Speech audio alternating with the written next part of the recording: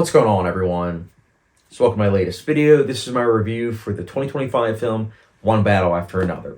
So One Battle After Another, this is a film that stars the likes of Leonardo DiCaprio, Regina Hall, Sean Penn, Benicio del Toro, and many more. This was a film that I was greatly anticipating, so much so that it actually was my number 2 most anticipated film of 2025. And it's largely because not only of the cast, but also mainly because of Paul Thomas Anderson, the director. He also wrote the film. He is one of my favorite filmmakers. I absolutely love him. I think that when all is said and done, when he is done with his career, he will be considered one of the best filmmakers of all time. Yes, I said it right now.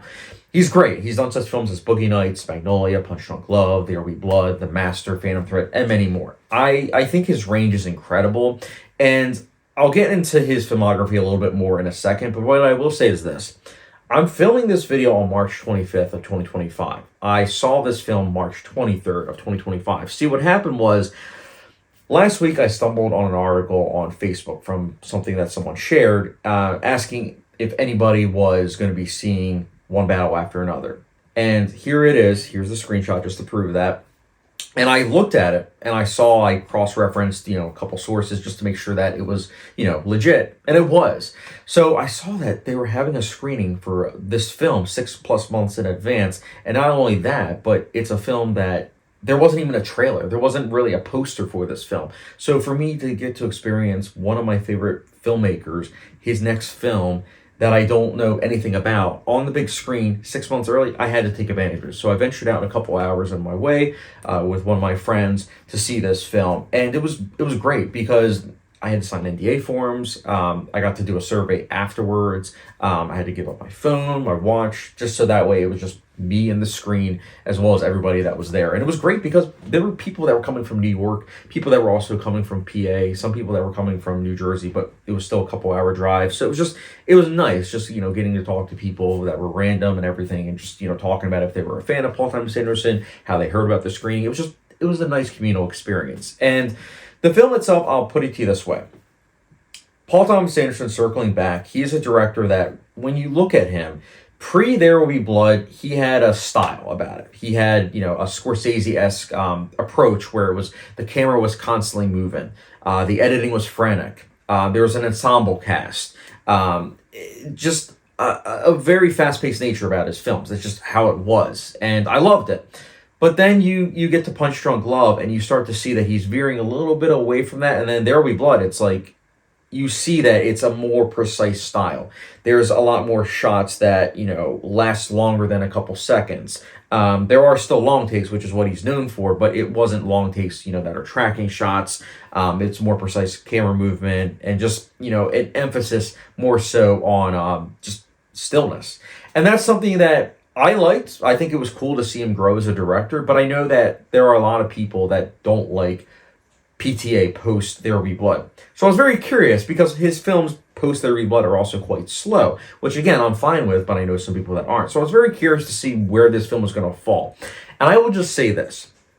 If you liked PTA pre-2007, pre-There Will Be Blood, you will love this film because right away, I had an answer to my question. Right away from scene 1, it was incredible just to experience a high-octane thrilling opening scene. I was like, oh my goodness, is this going to be sustained? And sure enough, it was. This film is incredibly well paced. Like I said, I didn't have my watch or my phone, so I don't know how long this film is.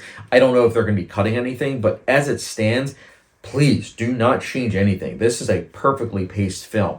There isn't a single frame that I would change. Everything is perfectly paced. It is exhilarating. It's very intense. It's a bunch of different genres combined, which is seamlessly done. It's seamlessly done through the editing, through the writing, through the directing. Just everything comes together. Paul Thomas Anderson directed, in my opinion, possibly his magnum opus. And by that, I mean that everything seems to come together. There are elements of all of his films coming into this film, and it's brilliantly done. It's a amalgamation of all that. And I think it's a really entertaining film, which is why I think when this comes out, audiences are going to really eat this film up. It's a film that you can't help but be entertained by, whilst at the same time, film critic like myself really ate up the filmmaking, because the filmmaking is great. You do have some of the precise nature of, PTA, post There Will Be Blood, with like certain shots are, wide angle, far away, and it lasts several seconds and you see characters far away. But there are also a lot of shots where, you see tracking shots where the camera is constantly moving.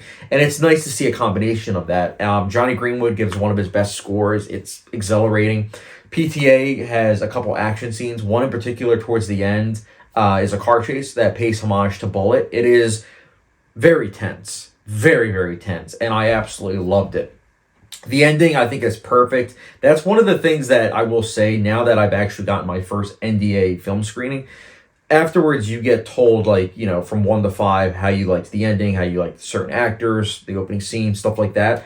I am seriously hoping that enough people agreed with me about the ending and was giving the ending a 5 to 5, because I could see the studio potentially changing the ending. And I hope that that's not the case, because I think how it ends, it felt so natural. It was a natural conclusion, whilst at the same time simultaneously works within PTA's filmography with what he tackles in terms of the themes and the messages. So I think it's a perfect ending. I think that it's a film that overall I already want to rewatch. But again, I have to wait 6 months to rewatch it. But again, when this film comes out, please check it out. You are in for a treat. Every single aspect about this film works. It's very well acted. Like I said, it's very well directed. If you like a film that blends different genres, this is the film for you. It has something for everyone. It's a thematically rich film. The dialogue is really good.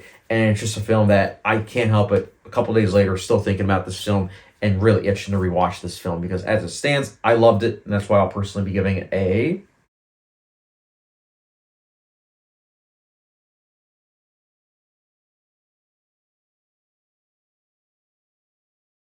But yeah, guys, let me know your thoughts on One Battle After Another. Did you like it? Did you not? Let me know in the comment section down below. Again, keeping this review spoiler free, but if you want to talk about spoilers in the comment section, I'll be more than happy to discuss with you guys. Again, fingers crossed. I hope this does well at the box office, because this is a huge budget, and I was a little bit nervous, not going to lie, because I saw the budget going into it, and I was like, I don't know if this is going to be accessible for audiences. But after seeing the film, I think it has a lot of accessibility for mainstream audiences, and I think that if audiences actually venture out to see this film, it's going to do really well, because it's a film that I feel like will build in regards to word of mouth, because I have nothing but positive things to say about it. Like I said, no negatives whatsoever. I love this film. So again, let me know your thoughts on One Battle After Another. If you've seen it, if you haven't, let me know in the comment section below.